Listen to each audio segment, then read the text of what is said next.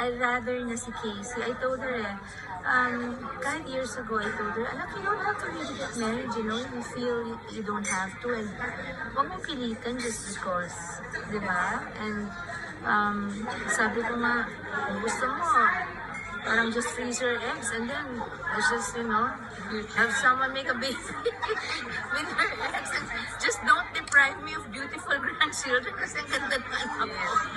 So let's give her a break and let her go through what she has to go through. And in general, let's not be too quick to judge kasi diretsuhin ko na, si Casey at Pierre parehong matinong tao, parehong tunay ang intensyon sa isa't isa.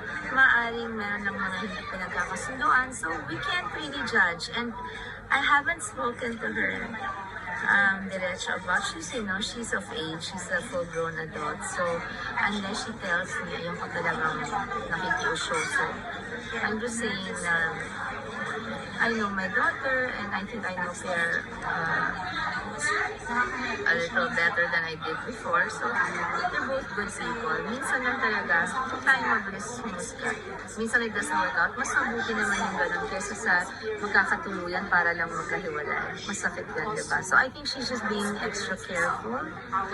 So, let's give her that and the respect that she deserves, and as well as the respect that the other party deserves, because they don't deserve na pinakakaalaman o binabash sila na hindi naman alam ng mga tao yung sila. Kasi kayo nasunod, kasi hindi na nalala sa'yo. It always pains me. Pero I'm the type na kung sino yung nagmamahal sa anak ko at mahal ng anak ko, napapalapit sa akin. And it pains me syempre kasi gusto ko ng apo. So, I want to feel that kind of joy, but I'm not going to pressure my daughter into that. Kung saan masaya si Casey, if she's happy and she feels if she feels the need to never get married, I'll support her. Kung gusto niya mag-solo na lang siya or just have a boyfriend or whatever,